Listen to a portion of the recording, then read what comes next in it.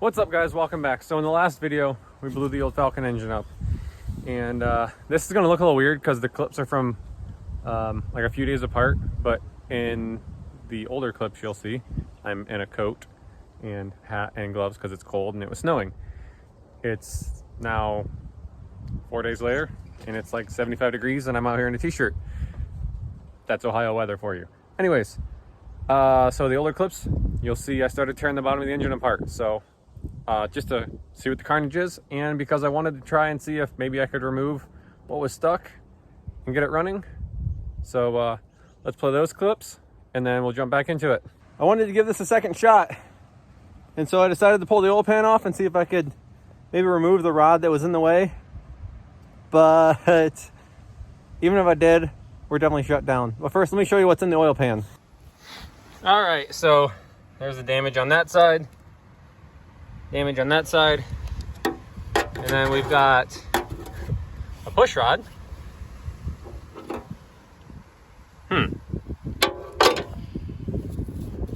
We've got, let's see, what else? Oh, what's this? Uh-oh. We got a lifter. That's not good.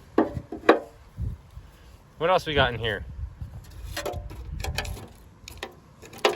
There's bearing material.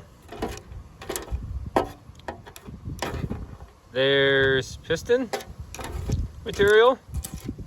Block. Sludge. Lots of sludge.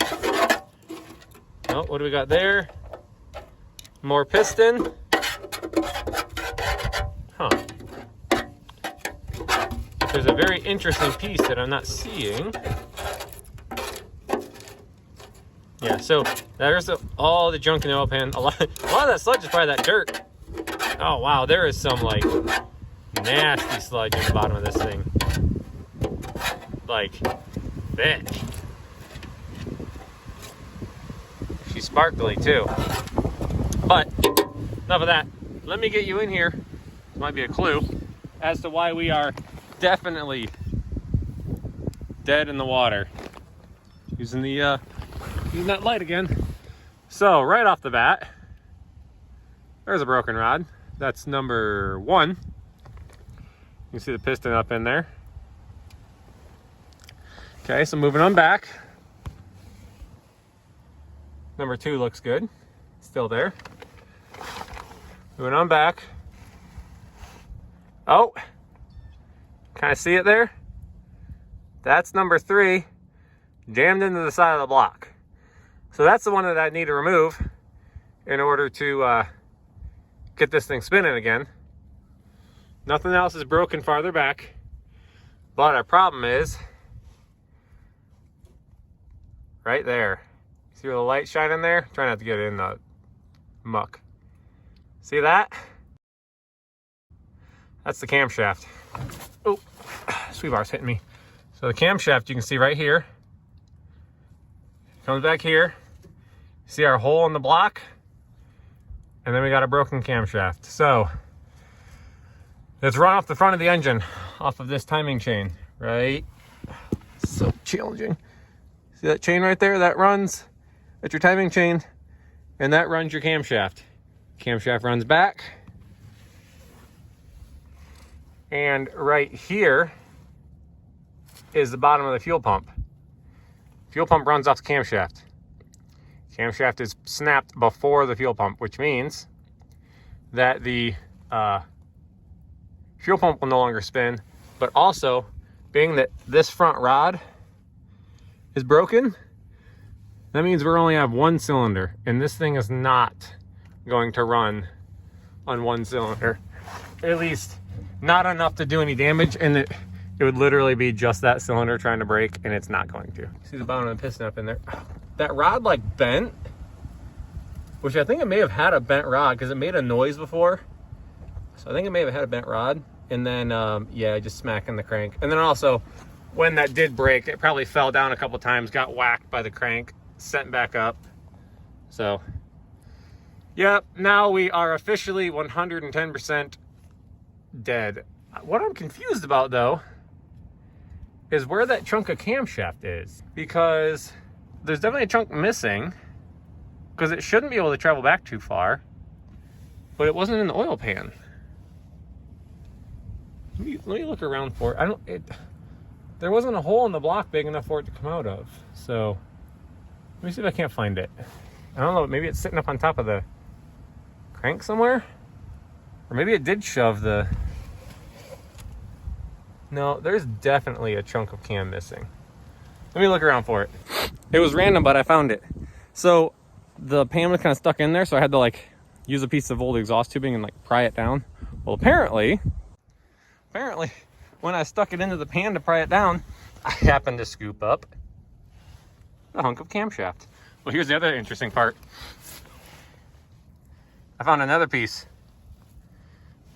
So this should, let's see. I think this would have went like, yeah.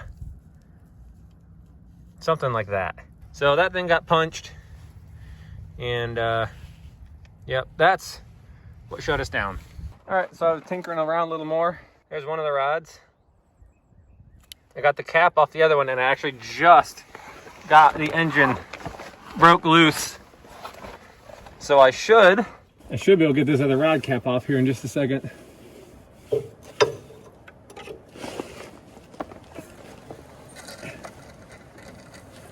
Oh, there she comes. There we are. Another combusted one. This thing should spin over now. Here. There, I cleaned the lens off. You might be able to see a little better. I'm trying to roll it over. It's not going to start, but for giggles.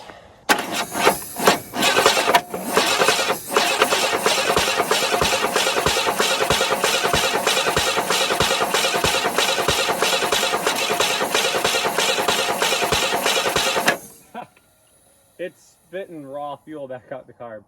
So, as I suspected, I can talk. I know English. She ain't doing nothing because she's only got one live pipe. But there you have it. She's busted. All right, so that's all the carnage from the bottom end. Let's tear the head off of this thing, and maybe we can get those the two broken pistons and rods out, and also see what damage it did to the head. And yeah, so let's rip into the top side of this.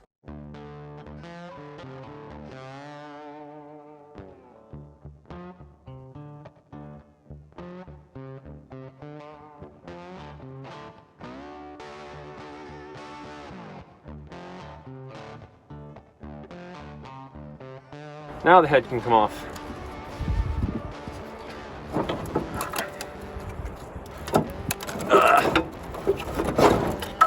Oh wow, this thing's heavy.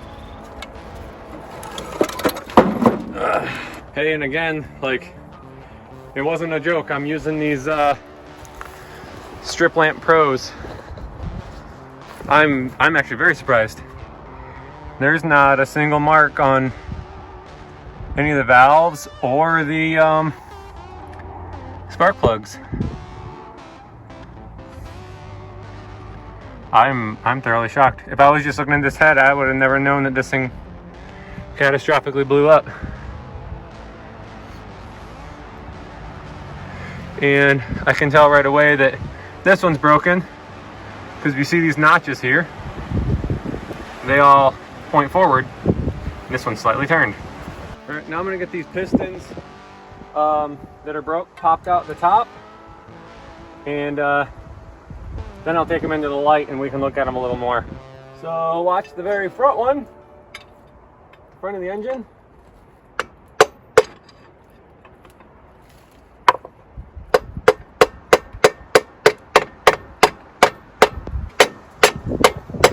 Uh-oh, did I poke a hole in it? Oh, nope. There we go. Probably a ring ridge. I wouldn't know why. Please don't fall on my head.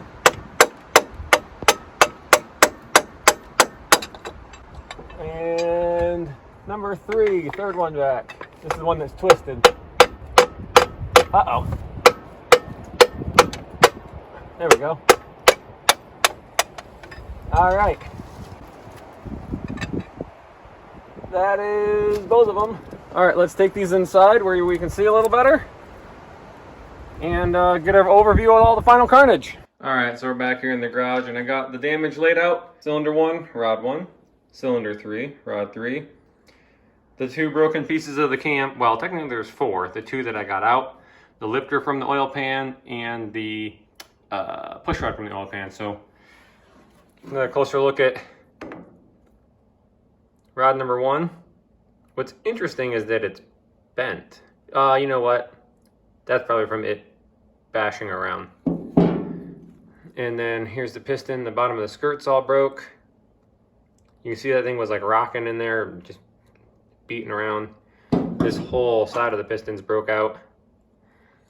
And then you can see where it's beating against the bottom of the crank. It would probably fall down into the crank after it broke and get smacked around, and then the rods snapped off. Up in there, bunch of scoring. So yeah, she's pretty tore up. Yeah, and here's piston number 3, broken skirt. See that crack running up the side? It actually broke around the wristband too. It's cracked up through here. This one really took some damage. Broken rod there. A lot of this is probably broken out from it falling down into the crank and the crank just smacking it to pieces.